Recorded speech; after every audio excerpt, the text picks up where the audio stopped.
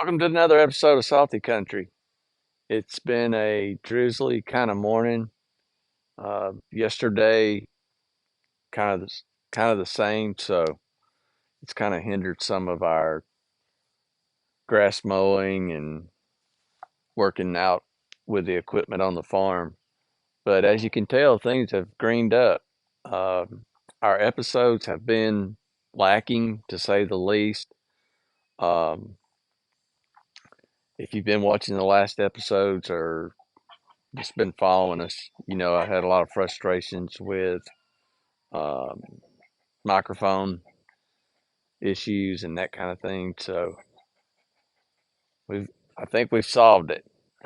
Um, I bought a new set of AirPods, and after I got them, I got the iPhone out and walked off to from a distance from the phone, and wouldn't work. It was like it's like the phone's mic was picking me up, and as I walked away, uh, it just didn't work. So did some research,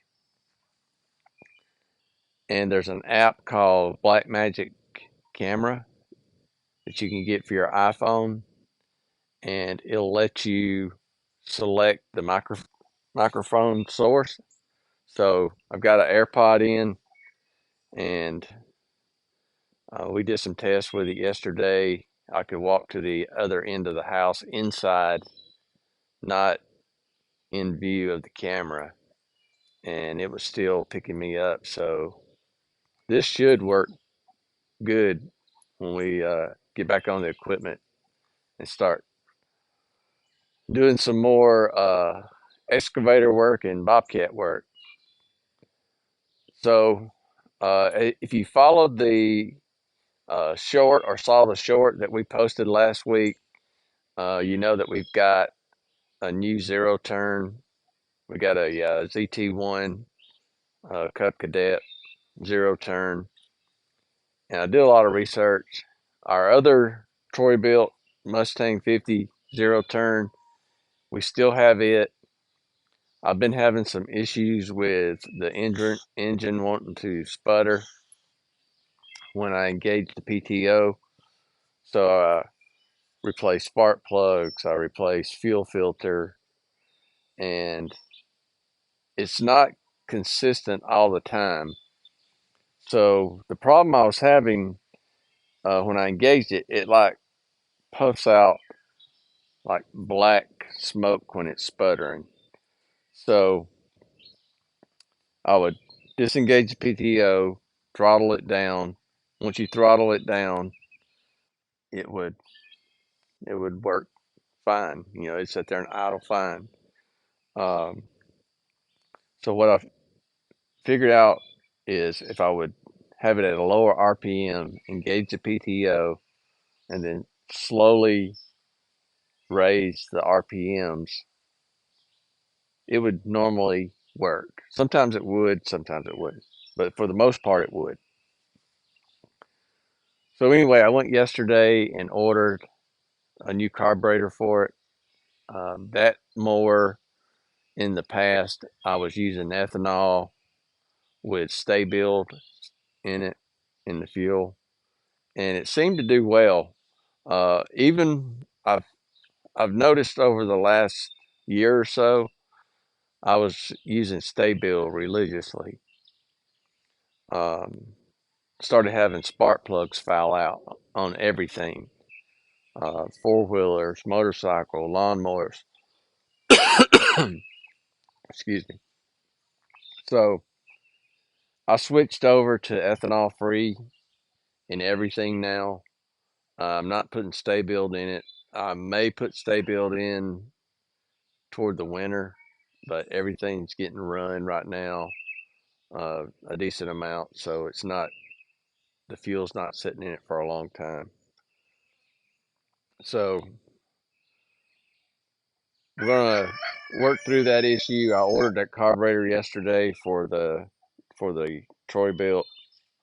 We'll change that out and see if that solves the issue.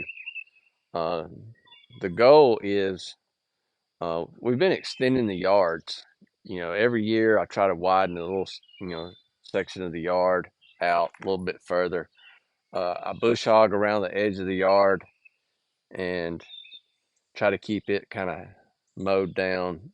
And then every year I try to go at least one width of the mower, maybe two, into those areas, and then eventually it becomes the part of the lawn. So the goal is to use the Troy-Bilt for the rougher areas. We've got some areas where there's pine cones and small little sapling trees that come up in some of the areas. We're going to use that more for those areas, and then we'll just use the Troy-Bilt for the mowing the lawns. But yeah, me and my son went together and got the new zero turn. So we're going to see how the day turns out. I checked the radar earlier, and there's a few spotty clouds going to be coming by. It's 9 a.m. right now. Between 9 and 10, there might be a couple spotty clouds, very light drizzly type rain coming over us. But I think after 10 or so, we're going to be good for the day. Um, don't know exactly what I'm going to get into today. I need to do some work on the Bobcat. I have had some issues with the Bobcat. Let me explain this real quick. I would get in the Bobcat and it's a code start, so it doesn't have a key. So I would get in there. You have to push push the button to enter the code. Well, sometimes the instrument cluster would power up and then power right back off. And so I chased that for a while, not really knowing what the issue was. I thought it might be a ground or battery connection and that kind of stuff. So there's a channel that I found on YouTube, and it's a great channel. If you own, uh, you know, excavators, bobcats, skid steers, all that kind of stuff, he specializes in bobcats on his channel, but he's a wealth of knowledge, and he does a Tech Talk Tuesday, and you can ask questions. So a few weeks ago, I asked a question, and he gave me some great advice. Uh, those panels are known to have issues and go out. So what I did is I reached out to a buddy to see if he knew anybody that had a spare panel, and the panel that they had wouldn't work for my machine. So went to Bobcat, ordered a key panel, and I don't really like it because on the on the panel with the key code, it shows you actual gauges for hydraulics and temps and all that stuff. This new one just has lights. When you have the key, it just has like a light, trouble light that'll come on. So I don't really care for that much, but that's my only option right now. Um, uh, Jumping back to the channel, it's name of his channel is How I Did It. Is the channel for the guy that does the Tech Talk uh, on Tuesday. He's got lots of content.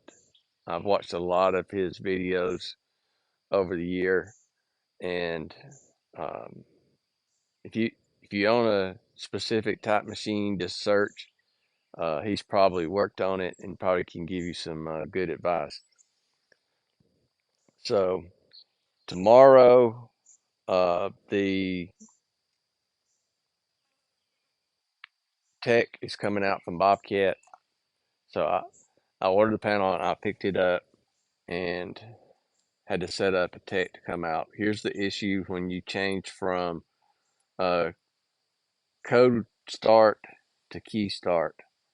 Your ECU will always be looking for a code. So when you turn the switch on with the key, your ECU is going to be asking, all right, where's the code before it's going to let the machine start. So they're going to come out tomorrow, reprogram the ECU so that it's not looking for the code, so that it'll function properly with the key. But yeah, I'd be using this thing and it just randomly go dead. And I was like, what in the world? So I'd go to restart it and the panel would power up and then immediately shut off. So um, his advice was to have it repaired or replace it because eventually it was going to go out and I was going to be stranded wherever I was at. So that's what I did. Uh, Ordered a new panel. They'll be here tomorrow and do that. I've also got a small hydraulic leak on it. I had the lift arms lines. It was probably, I don't know, it had to be in probably the first 10 episodes that we did when we were cleaning up around the barn. Um, I had a hydraulic line blow on the lift arms. So I had a guy come out and instead of just replacing that one line that blew, we replaced the two lift lines on the right and left side. And so somewhere on the right side, back around the back corner of the engine back there, I've got a drip. And if it sits, it'll slowly, slowly leak. So I got to get out there, look at that thing today, and see if I can get that leak fixed. But other than that, the machine's been great. Um, the excavator, I've had it out. I haven't recorded any content, mainly because the microphone issue. You know, when I'm doing stuff on equipment, I like to at least explain what I'm doing, and it makes for more interesting content when I can say, all right, this is what I'm gonna do, or this is what I'm trying to do, or that type of stuff. So anyway, up our garden, we had an area where the trees over the last probably 10 years have just started filling in around some of our fruit trees, and it kind of got grown up. It's probably 10 foot wide and 30 foot long. So I got in there with the excavator and cleared all those trees out. Got the grapple on the Bobcat. Got those trees carried to the burn pile. But got a little bit of fine tuning to do up there. But the weather hadn't been cooperating. And, you know, if you get out with a heavy machine, the tracks do less damage than the tire units.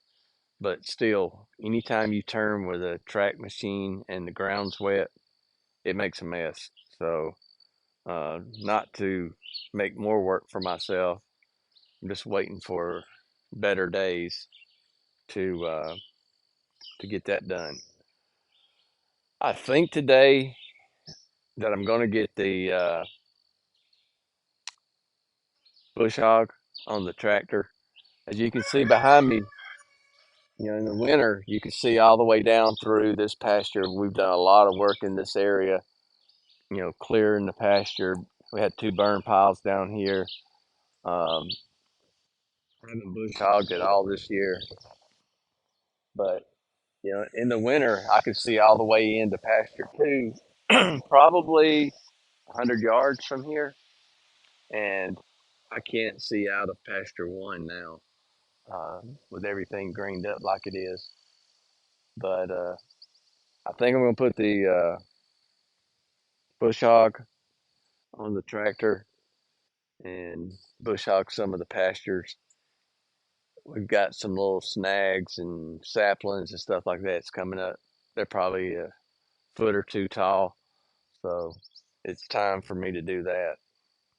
But it's been a while um, since we've posted regular content, but now hopefully the with the mic issue solved, that we're going to get back into more content and hope y'all stick around.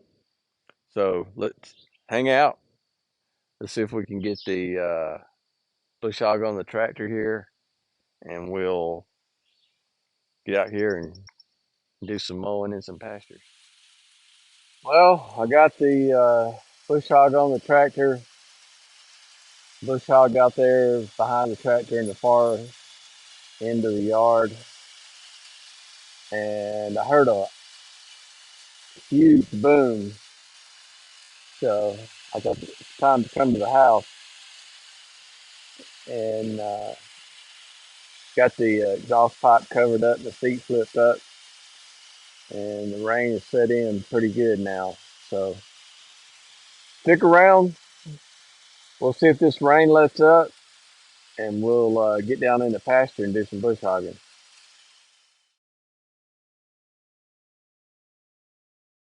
All right, we had a brief shower. Now I'm back at it.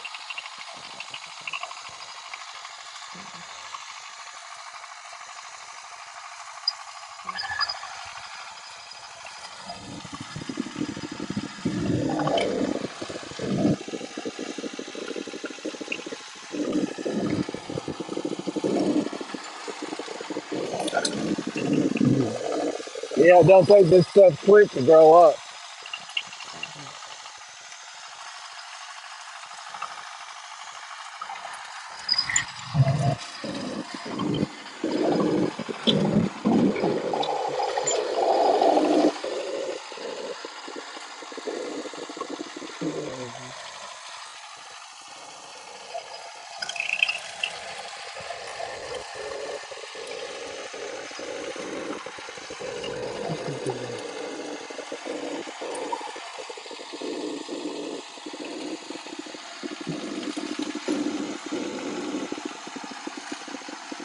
It already got humid.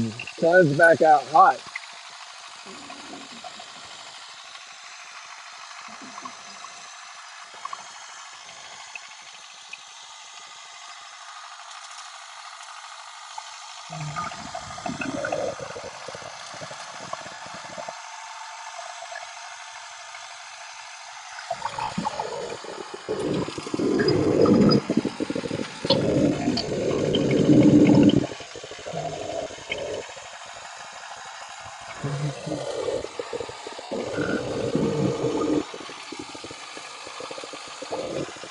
Nature will reclaim itself in a hurry.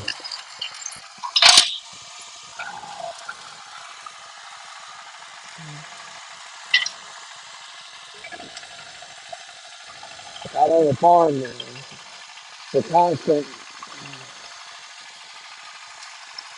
battle to keep everything maintained.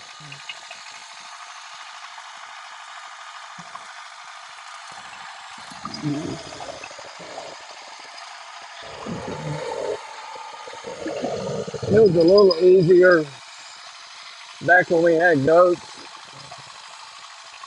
They would keep the pastures pretty clean.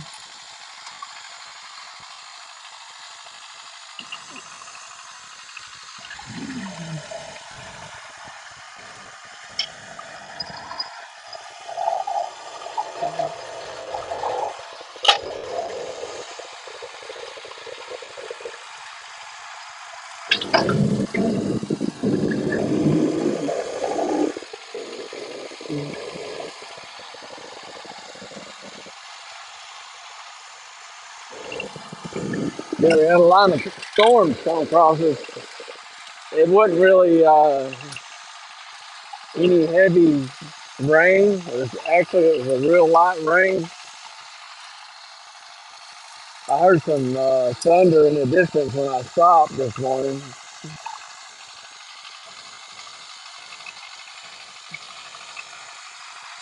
But several years ago, the National Weather Service changed the color coding on the Doppler radars to one shade darker for all this climate garbage. So it would make everything seem like it was more severe than it actually is.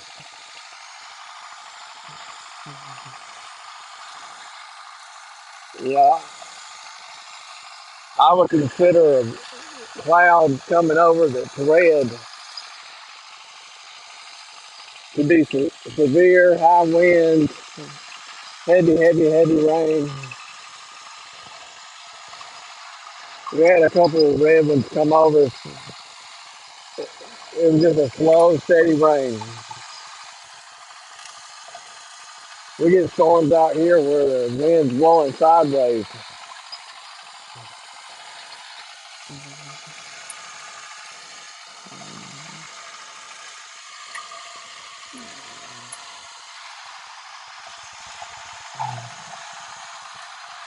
I got to trim some more of these oak trees, the limbs hanging down.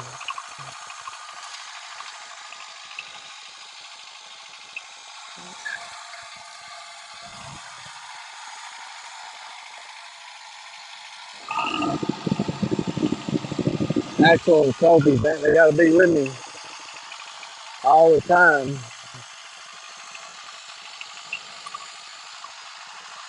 but that's all right.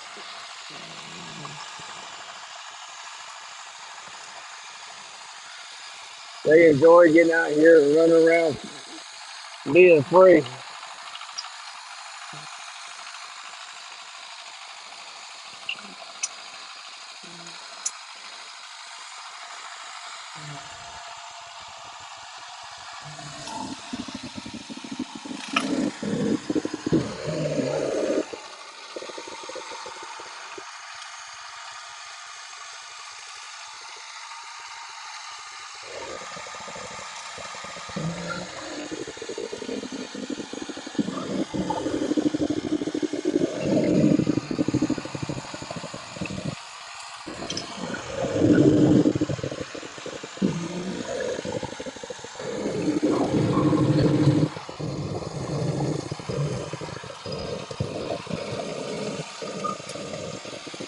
Because the bush hog adjusted a little differently than I normally do. It seems to be doing all right.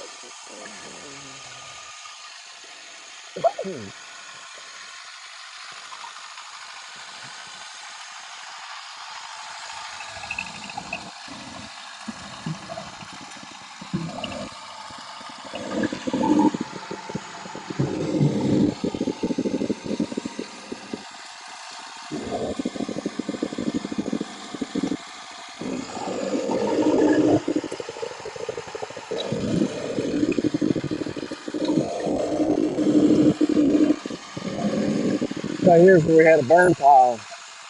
This area is already starting to fill in with all kinds of growth.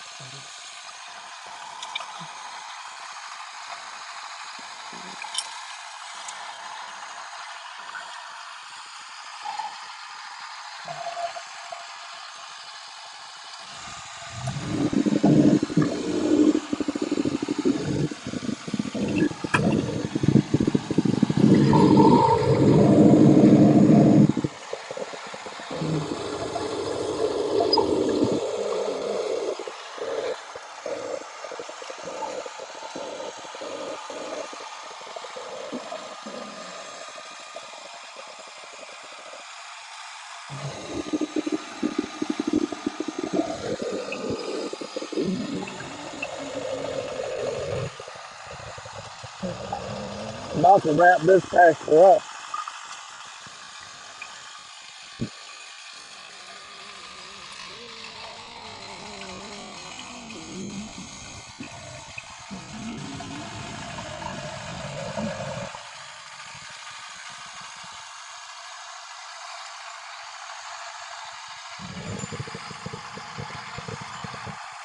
I've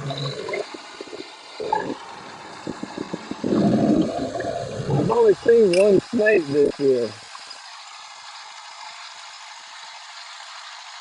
He's about a 4 footer,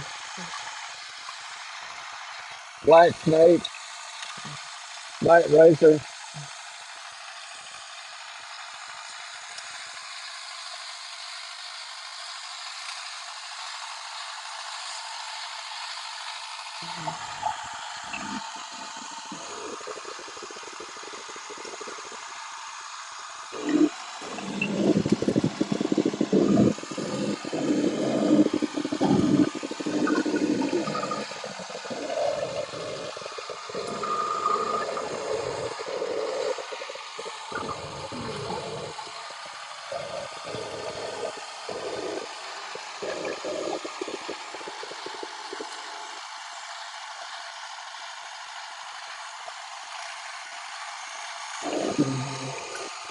The good thing about doing this after a rain is it's not dusty.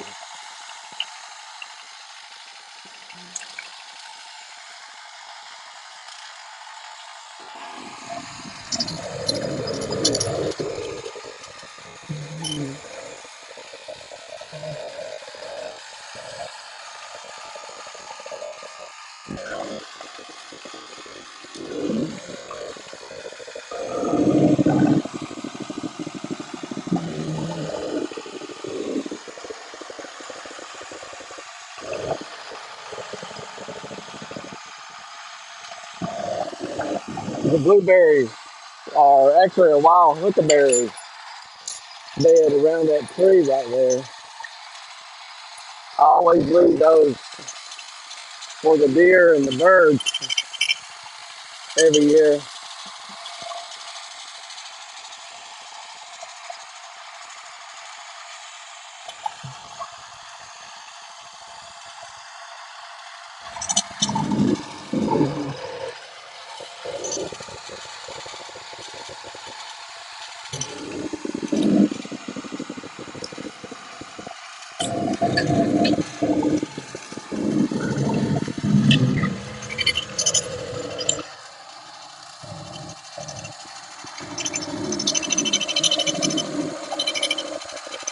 Got this one looking pretty good.